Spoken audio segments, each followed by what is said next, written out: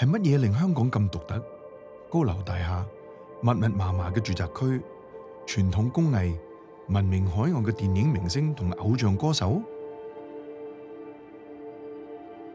呢個前英國殖民地到底點樣喺戰後幾十年發展出獨特嘅文化？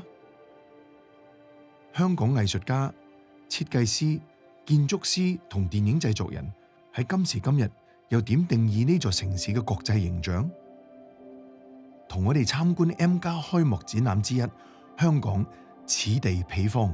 呢個展覽透過藝術、建築、設計、影視、動畫作品等，講述香港視覺文化嘅故事。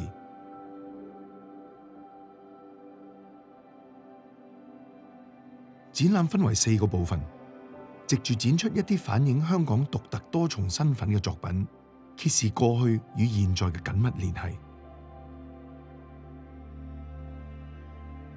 過去60年，香港一直匯聚嚟自世界各地嘅人，係各種思想同文化頻繁交流嘅地方。呢個展覽唔單止體現咗香港自古以嚟開放又多元嘅文化，亦對佢所面臨嘅挑戰加以回應。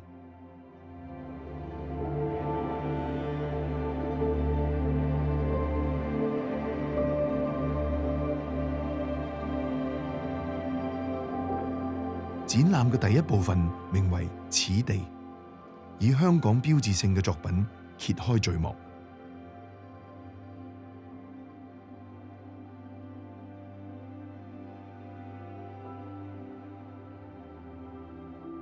The first work you'll see when you come into the exhibition Hong Kong Here and Beyond is this work by Tsang, King of Kowloon. It's painted on a map of the Kowloon Peninsula in Tsang-choi's very, very distinctive calligraphy. We always knew that we wanted to start the exhibition with this work partly to give a really strong indication of our location here in Kowloon. But then secondly, because his work was so much for the public, he really wrote his calligraphy only on public surfaces, on utility housings, on pillar boxes, so on. And it was intended for everyone to enjoy and for everyone to read. He wanted to communicate that he was descended from the original owners of Kowloon, and then to talk about the branches of his family and the areas in Kowloon that they occupied and that they were the rightful owners of. So here are the locations. And along the top, he has a number of characters that read 5, 6, 7, 8, 9 in a combination of Chinese and Arabic numerals. This is very, very distinctly Hong Kong, this kind of hybrid way of communicating. But what really intrigued me and what really I think is important about starting the exhibition with this work is that he used ink. And ink is always associated with calligraphy, with landscape painting, with a very storied tradition of Chinese literati painting and cultural expression. And Hong Kong, during the late 1950s and early 1960s, became a hotbed of experimentation in ink that led to a really global innovation in contemporary ink painting known as the New Ink Painting movement. And so we wanted to subvert this idea of ink as a more esoteric medium to talk about how it's actually something that is all around us and accessible to people from all walks of life, which King of Kowloon's work was when he was alive. 水墨畫好似呢幅呂秀坤嘅作品咁，對香港戰後藝術創作嘅發展甚為重要。呂秀坤喺1948年由廣州嚟到香港，係嗰個時代最有影響力嘅藝術家之一。佢亦都係新水墨運動嘅重要人物，致力吸收歐美現代主義抽象畫嘅元素，令中國水墨畫呢種傳統嘅媒介能夠與時並進。當時嘅香港係亞洲區內貿易同製造業中心，社會氣氛繁榮開放，可想而知香港藝術家有更多空間喺創作上進行各種實驗，並且嘗試嶄新同多元化嘅藝術表達。The other work that I want to talk about is this painting by Szeto.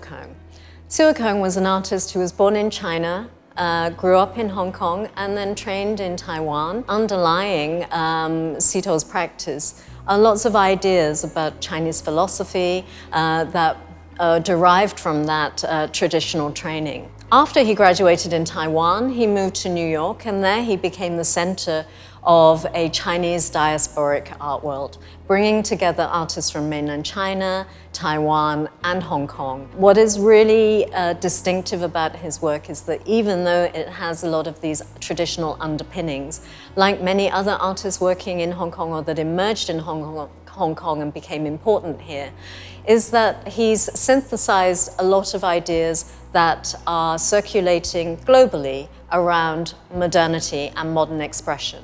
So he doesn't choose so much ink, he chooses to work in oils and acrylics. I'll draw attention to a few things on this canvas. So this is a little bit of an illusory work. You can see here, this in fact, it looks like fabric, but it's all painted. And you only know that really when you see his name painted here. And he's written his surname and then the date of the work, 1992 to 93. And then as you move across the canvas, you can see he has attached a tree branch, and there is fabric here, but other elements of the painting, such as these rose petals, are all painted.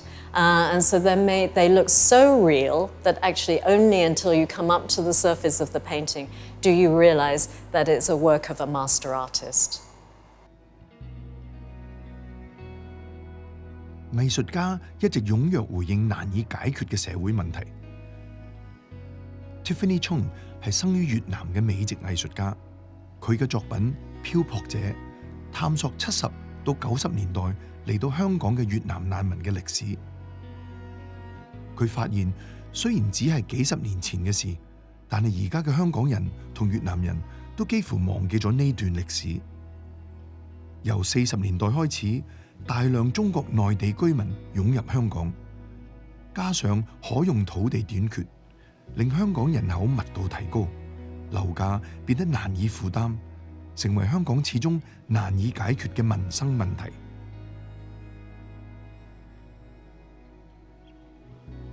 黃國財喺成為藝術家之前係讀建築嘅，佢嘅作品融合咗好多日常物料。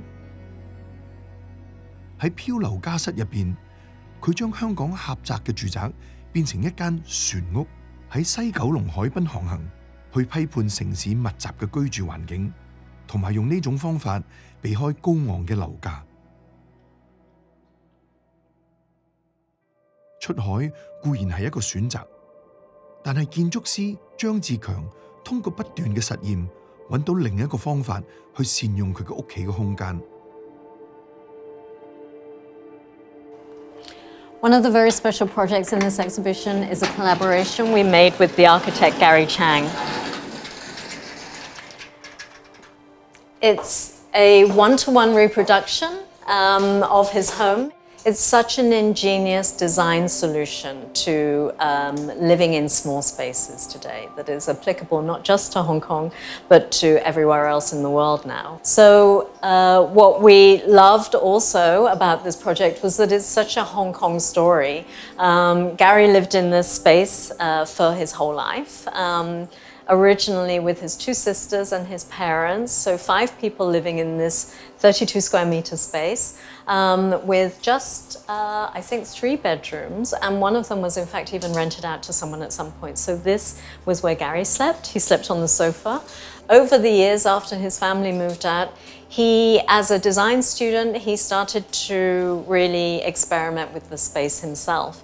So he's gone through many different design ideas. And Gary's idea, I think, is something that all of us can adopt, which is we should really shape our spaces to how we use them. And his principle is that really we live in the city, and so our homes can be very compact, and they can adapt to what we're doing at any given moment. So over here you'll see his bed, and so the bed comes down, and in that mode it's a bedroom with a TV over here, and he has a full-size shower. One of the principles of Gary's design is that everything is luxurious. So even though it's a small space, you can still fit a lot in it. So this is probably a larger shower than any of us in Hong Kong would normally have.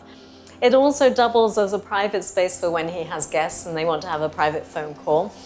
Behind these walls is a full-size bathtub, so he hasn't scrimped on any of the things that he really wants to enjoy life. And then behind here, I'll just pull this out a little bit for you to see, is a walk-in wardrobe with a mirror, a full-size mirror, so you can get ready at the beginning of the day for your day, and then push back to conceal what's behind.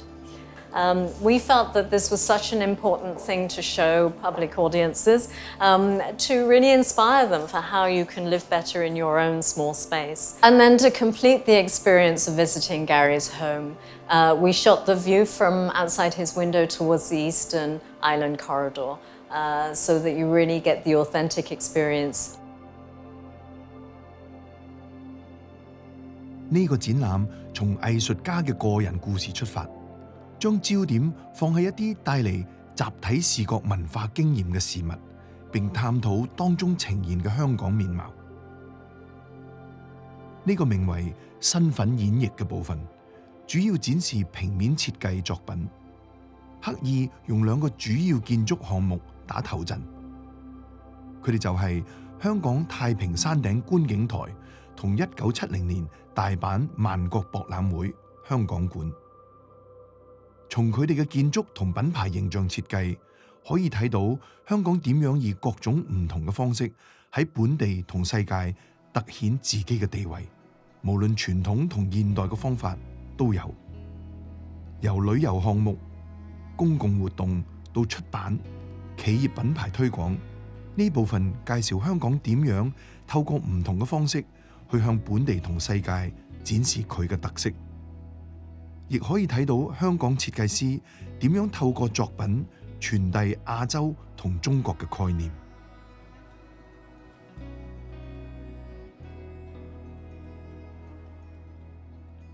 你會見到山頂觀景台同香港上海匯豐銀行嘅品牌宣傳資料，同埋好有影響力嘅英文雜誌 The Asia Magazine 嘅美術設計，全部都係石漢瑞嘅傑作。有別於面向國際嘅平面設計同品牌宣傳，政府嘅宣傳活動側重於本地嘅問題。喺眾多嘅作品之中，1970年代嘅清潔香港運動深受歡迎，時至今日仍然令人印象深刻。所講嘅就係垃圾蟲呢個角色，佢係由英國藝術家兼設計師許敬雅創造嘅。當時佢係香港政府新聞處嘅創作總監。隨住香港經濟起飛，香港嘅娛樂產業活動亦變得蓬勃。呢個展覽展出咗唔少同廣東歌同埋香港電影有關嘅作品，可以見到攝影師、造型師、美術指導、演員、音樂人喺唔同嘅媒介上都有緊密嘅合作。講到80年代嘅潮人必去嘅地方，就非 Canton Disco 莫屬。呢個地方集合咗最新嘅音樂、舞蹈同時裝，非常有影響力。陳幼堅為 Canton Disco 設計品牌形象，喺邀請卡上面印咗一個游緊水嘅男人。呢幅圖嚟自30年代一張上海嘅煙卡，邀請大家放手一搏，縱身跳入深水區。We are so pleased to have in the gallery. It's a poster by Tai-keung, and it's on a film by a very rare female director called Tsang. And so it's a film that was produced in 1970. It's an independent film. This is a time when everything was made in the kind of big house industry, but then Tsang really kind of went all out to actually film a movie about a female lead kind of going through her own struggle of what it means to meet the society's expectations of her, but also her own longing for a relationship. So this poster here is a very key one because even though the story is set in 17th century China, and obviously a periodic drama, but the poster itself is really communicated in a very avant-garde sort of way, where there is a very kind of monochromatic use of just pure black and white, the use of sans serif Helvetica font. Of course, the title in English called The Arch, which is actually a very key architectural element in the film. But then the title in Chinese is really about the person and the woman itself, which is Dong Furen. Why we chose this poster is because of how Hong Kong's identity could be presented in very different ways. Sometimes it's all to do with tradition and history, but sometimes it's got to do with really a very kind of like outward-looking, progressive-looking, down to the choice of the font and all that. And so this poster, we believe, is very much expressing the nature of the film. These are a collection of cuts from the major clips from the film that really show the use of freeze-frame, cross-cutting, extended pans, a very zoom-in on an expression of the character. This poster really speaks to the cinematography of the film itself. And so we really think that this is a prime example of Hong Kong's new wave film, but also a very important generation of graphic design in Hong Kong in the 70s. So we are really looking at something rather different right now. So just now we were looking at a poster that was made for an independent film, but we also believe that graphic design plays a role in very mass material. You can call it almost very commercial materials. So this is an example of basically a marketing collateral that was designed for Mandarin Oriental in 1972 by Alan Chan. And so as you can see, it's the fan, right? So the fan is a very important logo for Mandarin Oriental today, but this in 1972, there was no logo yet. And yet Alan Chan was able to use the idea of the fan as part of a collateral that was put on the bed of each suite. And then in this fan, when you open it, on one side is all the offerings of the restaurants and the bars in the hotel. But then when you flip on the other side, you will see this kind of like reproduction of a very popular painting, export painting of Canton as a port in the late 18th century. And so it's really a kind of like in which Hong Kong is being projected as part of this nostalgic, historical kind of like framing of what China is, or I guess Hong Kong is, from the perspective of UK or the Europeans, but also presenting Hong Kong in a very progressive way. All of these are happening across different kinds of collateral. So this is one example of that. But of course, being produced for a hotel called Mandarin Oriental that was highly iconic for Hong Kong, but also for the world. 展覽最後兩個部分名為地方同彼方。透過香港嘅地標建築、地形、土地供應有限帶嚟嘅挑戰，以及喺公共房屋同物流基建上嘅創意，去審視呢個城市嘅建築環境。呢兩個部分同時探討人造環境點樣影響電影製作人、藝術家同攝影師創作。怡和大廈係70年代啱啱落成嘅時候，係香港同亞洲最高嘅摩天大廈，當時叫做康樂大廈。時至今日，佢仍然係中環海濱嘅主要地標。佢由巴馬丹拿嘅建築師木下一設計，呢個標誌性嘅圓窗可以分散外牆嘅壓力，大大加快咗施工速度。值得注意嘅係，連接大廈同中環其餘部分嘅天橋，而家已經成為大型行人天橋網絡嘅一部分。行人唔需要行落地面，都可以好安全、好自由咁喺鬧市中穿梭。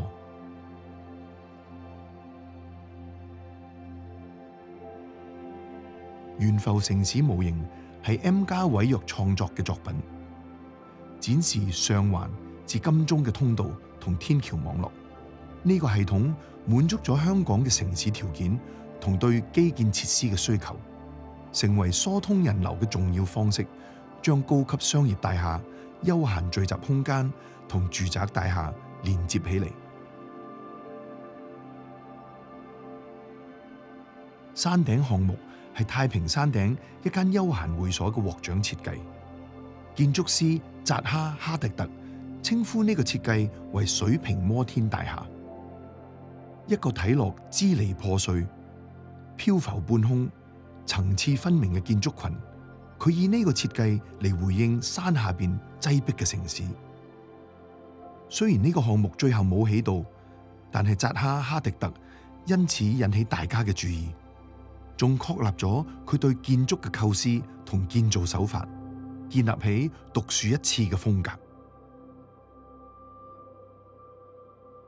香港港口係世界上最繁忙嘅港口之一，而香港亞洲貨櫃大廈屬於世界上最早一批多層物流中心，容許貨車駛到大廈頂部嘅裝卸區。So we are really pleased to have this model in our collection. It is the first kind of like public housing for 8,000 people at Tsou-choi, meant to be the very first example of a very pioneering kind of like green building. Public housing. So this is before the word green building or green architecture or sustainability became a kind of currency. In 1992 to 1997, Anthony Ng took part in a competition to build this public housing without the brief or an agenda for any sort of environmental awareness. But he, part of someone who has a background in studying natural resources management, as well as part of a very environmental activism of 1990s, he actually thought that there is a way in which you're able to build high-density public housing that is not in conflict with a very important environmental agenda. This housing is not built in a very typical cruciform point block kind of a master plan. If you were to look at it closely, the blocks are actually tiered. It's stepped from the 8th floor to up to the 50th floor. And not only that, the layout is really kind of thin and very linear. And then within this kind of like thin linear layout, the blocks are of this very permeable massing. And so you will see sky gardens or the apertures and openings. Communal garden exists in between these kind of enclosure of the multiple blocks. And all of these are meant to harness air quality, natural lighting, as well as views in such a way that you're able to reduce the amount of lighting that you use interior, but also the idea of these solar panels on the rooftop, but also on the landscape gardens. So it's the first project that really got the Hong Kong government to really notice the idea of having to bring in research into environmental efficiency in the construction of public housing, but also buildings across Hong Kong. And so Wong Kam-sing, our secretary for the environment, was actually involved in this project. After this project, we are going to be going to something that is not so much built. So this was in Tsou-choi, but we're going to go to a project that was not built. And the reason why we are focusing on a project that is not built, like this one, is because we want to be able to emphasize the idea that Hong Kong is not just a place where you have to kind of confront challenges and come up with pioneering models, but that the city itself, the condition of the city actually stirs a different kind of imagination about how to build. And so this project here is called the Harbor Road Office and Hotel Tower by Paul Rudolph, is an American architect. This is one out of the 2 projects in this gallery that is so-called unbuilt. The other project will be the Zaha Hadid project called The Peak, but for this one we're focusing on a very much, you can call it speculative office tower. Paul Rudolph knows that he's given very limited space or site, which is actually today where Central Plaza sits in Wan Chai. It was developed by Sino Land, but the competition at that point was asking for ideas from several architects. So this project is key in a few points. Okay, first one is that because it's in a very tight site, he really wants this building to have a kind of like an entry point that actually invites the public, but also air and light. So you can see the sunken plaza within this building very clearly, that in such a way that when you enter that site, right, you actually see as public space where you can actually enter and just hang out. And the second point is that to build something so high, but monumental at the same time, but also light. This is an A-frame tower in which you can see that everything decreases in its horizontal dimension as it goes up.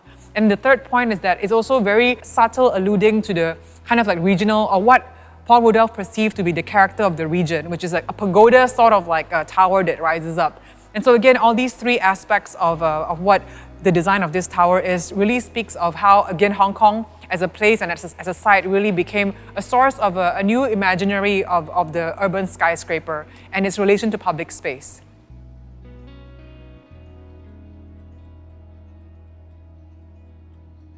We're really thrilled that moving image in all of its different aspects is such an important part of this exhibition.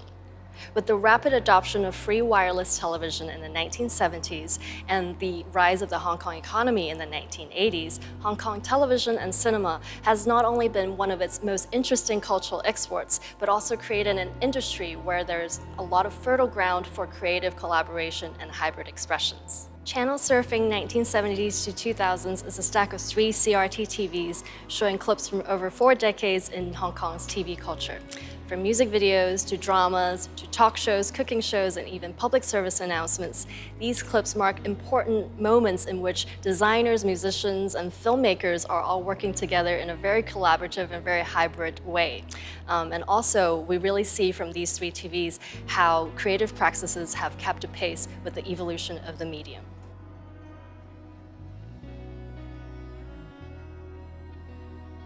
Where Do We Look Now is a dual-channel installation showcasing clips from films that are set in, made by, or about Hong Kong. You can see that in the spatial arrangement, we're showing cinema clips that are generating different types of interesting tension and oppositions between past and future, between nostalgia and fantasy. We're also trying to really generate how cinema has been such an important part of visual culture in Hong Kong, but also really about rewatching these stories to think about how they've also become our own stories as well.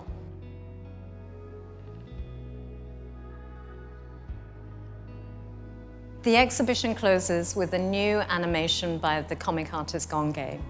So we worked with the artist to produce this work that initially draws the viewer into a journey into the city and to challenge us to think about our relationship with our environment. So the work really reflects on man and the city and how we respond to it, how we react to it, but it also has elements of imagination and fantasy.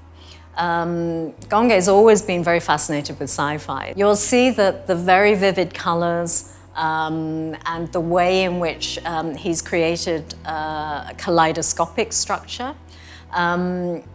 is mirroring and mimicking a little bit some of the things that we see in the city. In particular, he's drawing on neon signs and the culture of neon signs and the colors that we often see within the city that glow and draw us in. So this is a wonderful project that we think will really appeal to our audiences. It has this very kaleidoscopic impact that really creates an immersive experience of not just Hong Kong, but any urban environment. 今次展覽嘅藝術家同創作者有啲嘗試利用各種傳統推陳出新，有啲設計咗多重身份，有啲改變咗人造環境，有啲為未來提出大膽嘅想像。但無論佢哋屬於邊一類，都係塑造香港視覺文化嘅功臣。相信佢哋會一直繼續努力不懈，無論身處此地定係彼方。